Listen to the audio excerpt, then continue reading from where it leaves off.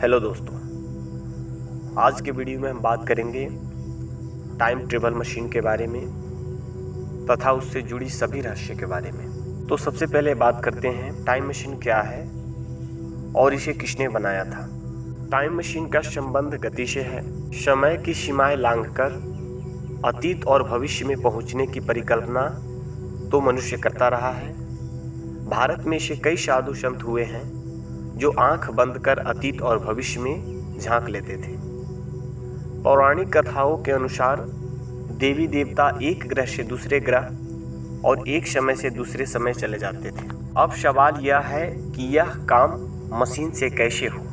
England के मशहूर लेखक हर्बर्ट जॉर्ज वेल्स ने 1895 में द टाइम मशीन नामक एक उपन्यास प्रकाशित किया तो समूचे यूरोप में तहलका मच गया। इस नोवेल में वेल्स ने टाइम मशीन की अद्भुत कल्पना की। यह उनकी कल्पना एक ऐसा आविष्कार था जिसे विश्व भर में विज्ञान लेखक आज तक उपयोग कर रहे हैं। नोवेल से प्रेरित होकर इस विषय पर और भी कई तरह के कथा साहित्य रचे हैं। इस कंसेप्ट पर हॉलीवुड में एक फिल्म भी बनी है। हालांकि वेल्स के उपन्यास में व्यावहारिक रूप से कई विसंगतियां हैं। टाइम मशीन अभी भी एक कल्पना है। टाइम ट्रेवल और टाइम मशीन यह एक ऐसे उपकरण की कल्पना है जिसमें बैठकर कोई भी मनुष्य भूतकाल या भविष्य के किसी भी समय में और शरीर अपनी पूरी मानसिक और शारीरिक क्षमताओं के साथ जा सकता है। अधिकतर वैज्ञानिक मानते हैं कि यह कल्पना ही रहेगी, कभी हकीकत नहीं बन सकती, क्योंकि यह अतार्किक बात है कि कोई कैसे अतीत में या भविष्य में जाकर अतीत या भविष्य के सच को जानकर उसे बदल दे। जैसे कोई भविष्य में से आकर आपसे कहे कि वह आपका पोता है या अतीत में से जाकर कहे कि वह आपका परदादा है, जो यह संभव नहीं है। टाइम ट्रेवल एक विचार है जिसमें यह माना जाता है कि इंसान समय में एक बिंदु से दूसरे बिंदु के बीच ठीक वैसे ही यात्रा कर सकता है जैसे वह एक शहर से दूसरे शहर की यात्रा करता है। आसान शब्दों में समझाए तो ऐसी तकनीक विकसित की जा सकती है कि एक व्यक्ति 2019 से 2119 में जा सके या फिर ठीक उसका उल्टा कर सके। इस घटना को टाइम ट्रेवल या समय यात्रा का नाम दिया गया है। वैज्ञानिक कहते हैं कि दरअसल जो घटना घट चुकी है उसका दृश्य और साउंड ब्रह्मांड में मौजूद जरूर रहेगा। जिस तरह आप एक फिल्म देखते हैं उसी तरह टाइम मशीन के द्वारा दिखाई देगा। आप उसमें कुछ भी बदलाव नहीं कर सकते। यदि ऐसा करने गए तो वह पार्टिकल्स बिखर कर अस्पष्ट हो जाएंगे। दूसरा यह कि आप टाइम ट्रेवल से जो घटना नहीं घटी है लेकिन जो घटने वाली है उसे भी देख सकते हैं, क्योंकि सभी कार्य और कारण की श्रृंखला में बंधे हुए हैं।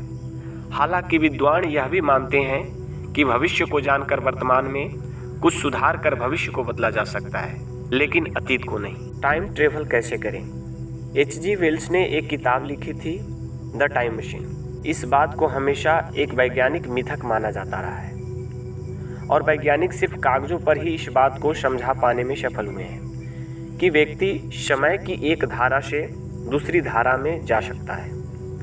कुछ वैज्ञानिक मानते हैं कि मानव ऐसी तकनीक विकसित करने में सफल होगा जिससे भविष्य में सफर किया जा सकेगा। टाइम ट्रेवल के लिए इंसान को एक ऐसे उपकरण की ज़रूरत पड़ेगी जो उसे अशरीर एक समय से दूसरे समय में ले जाए। जैसे व्यक्ति साधारण यात्रा में ट्रेन, बस या हवाई जहाज़ का उपयोग करते हैं, ठीक वैसे ही समय की यात्रा इस टाइम मशीन के माध्यम से की जा सकेगी। वैज्ञानिक इसे भौतिक रूप से फिलहाल स्थापित करने में असफल रहे हैं और परंपरागत भौतिक विज्ञान तो इस काम को असंभव बताता है, तो कुछ इस बात से इनकार करते हैं।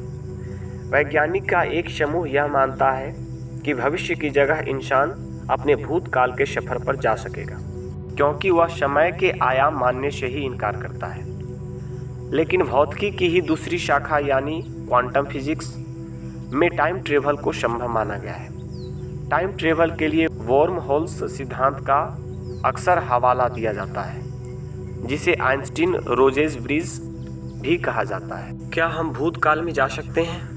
पिछले कुछ सालों में स्पेस और टाइम को लेकर वैज्ञानिकों ने काफ़ी काम किया है और कागज़ पर उन्होंने ऐसे सिद्धांत खोज निकाले हैं जो यह बताते हैं कि समय यात्रा यानी टाइम ट्रेवल संभव है।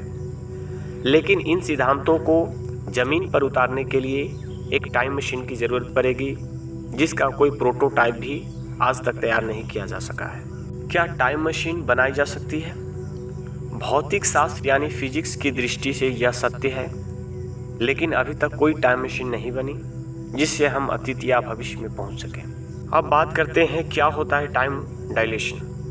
टाइम डायलेशन को परिभाषित करने का प्रयास करें तो यह समय को धीमा करने की एक थ्योरी है जो थ्योरी ऑफ रिलेटिविटी या सापेक्षिकता के सिद्धांत के अनुसार काम करती है। आई होप कि मेरा ये वीडियो पसंद आया होगा। मिलते हैं फिर अगले वीडियो में।